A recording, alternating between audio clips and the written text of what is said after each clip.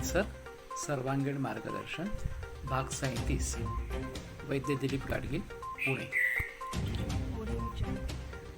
तो मैं कल बात कर रहा था कि पूर्व जन्म से भी कुछ कर्म रहते हैं जिसका परिणाम या नतीजा इस जन्म में हम पाते हैं, और वो रोग के रूप में भी हो सकता है, सुख हो सकता है, दुख हो सकता है, कुछ भी हो सकता है। और इसीलिए गीता का जो तत्व ज्ञान है कि कर्मानुसार फल प्राप्त होता रहता है, और कभी हमें उसका फायदा मिलता है, कभी नुकसान उससे होता रहता है, और हमें पता नहीं चलता ये क्यों हो रहा है इस प्रकार से। तो उसी प्रकार से जब छोटे बच्चे कैंसर से ग्रस्त आ जाते हैं तो उनके बारे में सोचना पड़ता है। मेरा एक अनुभव जर्मनी में रहा कि एक 4 बरस का छोटा बच्चा, जन्म से ही उसको ब्लैडर का कैंसर था, और जब मुझे बताया गया कि आप एक बार उसको देखो और अगर कुछ हो सकते हैं तो करो, तो उस समय वो डेथ बेड पे था। एक 2-3 दिन की आयु बताई गई थी। तो मैंने थोड़ा सा बताया कि जाने में कोई मतलब नहीं है, लेकिन वो बोले नहीं, एक बार एक देख तो लो, फिर आगे कुछ हो सकता है तो सोचेंगे। तो मैं कैसे भी करके उसके घर पहुंचा, और उसमें ऐसा था कि उसकी मुख्य शिकायत थी, वो पाँव में पूरा दर्द होता था, कमर से लेकर पूरे पाँव बहुत दर्द होते थे। तो इन्होंने क्या किया था कि पेट में, जिसको वेनिसेक्शन कहते हैं, डायरेक्ट ब्लड में इंजेक्ट करने के लिए मॉर्फिन की एम्प्यूल वहाँ पे रख दी थी, और जब भी वो जाग जाता और रोने लगता तो माता पिता का सिर्फ इतना ही कर्तव्य था कि वो मॉर्फिन एम्प्यूल को प्रेस करें ताकि मॉर्फिन पूरे रक्त में रिलीज हो जाता, और फिर वो सो जाता।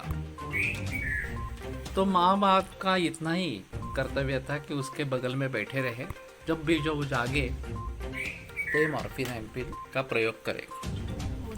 संयोग से जब मैं पहुंचा उसी समय वो जग गया और रोने लगा।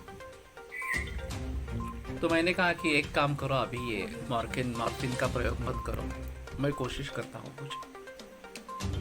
और मैंने उनसे घर से ऑलिव ऑयल गर्म करके मांगा और हल्का मसाज किया उसको, कमर से लेकर पाँव तक। तो शुरू में उसने उसके लिए विरोध किया, लेकिन एक 10-15 मिनट के बाद बगैर मॉर्फिन वो सो गया। तो फिर मैंने उसके माँ से बातचीत आरंभ की। तो माँ ने बताया कि उसको बहुत सारा स्ट्रेस था ये गर्भिणी अवस्था के दरमियान, और उसने हेवी स्मोकिंग किया, 30 सिगरेट से डे। नतीजा ये हुआ कि बच्चे को जन्म से ही कैंसर था, और अभी वो नर्वस सिस्टम में फैल गया था, और इसलिए ये दर्द हो रहा था।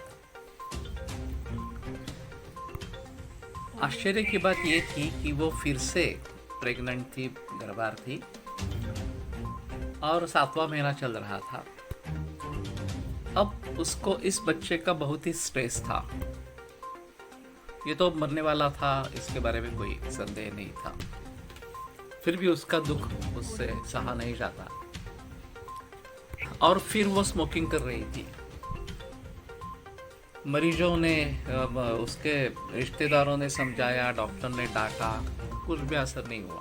वो सिर्फ ऐसे ही बोलती थी कि मैं इसको इस तरीके से देख नहीं सकती, मुझे बहुत स्ट्रेस हो जाता है, और फिर मैं स्मोकिंग करती हूँ। तो जब मैंने ये बात सुनी तो मैंने उससे कहा कि देखो, हमारा एक थोड़ा अलग दृष्टिकोण है, तुम अकेली इसके लिए जिम्मेदार नहीं हो। तो थोड़ी चौंक गई, और फिर उसने मुझे पूछा कि क्या कारण है।